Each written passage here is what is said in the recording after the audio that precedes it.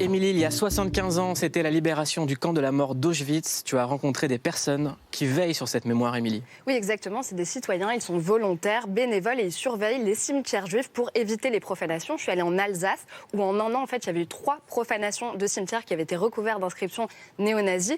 Et en fait, ce qui se passe en Alsace, c'est un peu symptomatique de ce qui se passe par ailleurs en France, puisqu'en 2019, malheureusement, 27% d'actes antisémites en plus. Il existe donc une trentaine de veilleurs de mémoire en Alsace pour éviter ce type de dégradation. Ceux que j'ai rencontrés s'appellent Lise et Robert Tornard. Ils ne sont pas juifs, mais le père de Robert a été fusillé par les Allemands pendant la Seconde Guerre mondiale.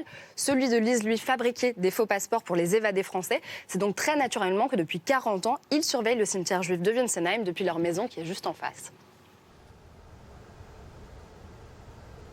Bonjour. On est donc à côté du cimetière israélite et vous êtes veilleur de mémoire. Qu'est-ce que c'est un veilleur de mémoire ? Un veilleur de mémoire, c'est une personne qui veille sur un cimetière, surtout israélite, effectivement, pour voir s'il n'y a pas des gens indisciplinés qui rentrent dedans pour taguer, pour détériorer les tombes. En fait, vous êtes un petit peu comme les gardiens, du cimetière juif de Winsenheim. Oui, depuis 1979. Est-ce que parfois vous venez le surveiller la nuit ? Parce qu'on imagine que c'est la nuit que le genre de dégradation, de profanation, d'actes antisémites peuvent se passer. Et ça m'arrive en été, quand il fait très chaud, de faire un tour la nuit.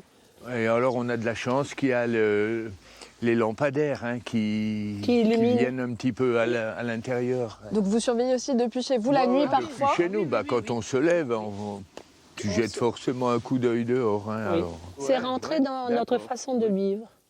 La raison pour laquelle il y a besoin de surveiller les cimetières juifs, c'est parce qu'il y a des actes antisémites, de profanation des tombes, de dégradation, particulièrement en Alsace. Oui. Oui. Toutes les semaines, il y a des cimetières profanés, toujours la croix gammée, les pierres renversées. Ça, nous ne l'avons pas vécu. J'aimerais pas le vivre parce que ce cimetière est devenu un lieu que j'adore. C'est comme si mes parents y étaient. Donc ça, vous me disiez qu'il s'agit d'une liste ? Oui, des victimes des 2 guerres. Et dont une partie, ça fait partie des déportés du village.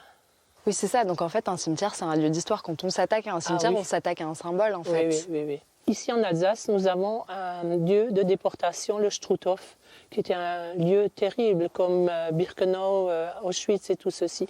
Et en 1950, j'avais 8 ans, on nous a emmenés pour visiter le Struthof. Dans ma vision, encore aujourd'hui, je vois ce lieu. On n'oublie jamais. On n'oublie jamais. Et vous n'êtes pas du tout juif ? Pas du tout, non, on est catholique. Et qu'est-ce qui a fait que vous avez décidé depuis 1979 de faire ça ? Ça c'est une histoire à moi. Le jour où on a acheté la maison, je vois une amie que je n'avais pas vue pendant 20 ans au portail, Edith. Et puis on discute et à un moment donné, elle me dit « Lise, j'ai un service à te demander. Tu ne voudrais pas prendre les clés du cimetière israélite ?» « Il n'y a pas de souci, Edith. » Et puis on a accepté. Tout à fait par amitié vis-à-vis de la communauté juive que j'ai fréquentée quand j'étais très jeune. Bonjour Edith. Bonjour Venez. Lise. Comment tu vas?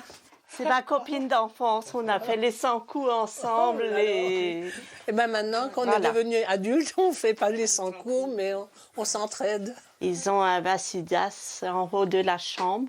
Et je pense qu'elle voit sur la tombe de ma grand-mère qui est juste en face. Oui. Hein? Je vois. Hein? C'est un hasard. Et comment faire comprendre qu'en fait, ça va aussi bien au-delà de la communauté juive, parce que c'est un message d'espoir qui est envoyé justement pour le mélange des communautés, l'entraide entre les communautés.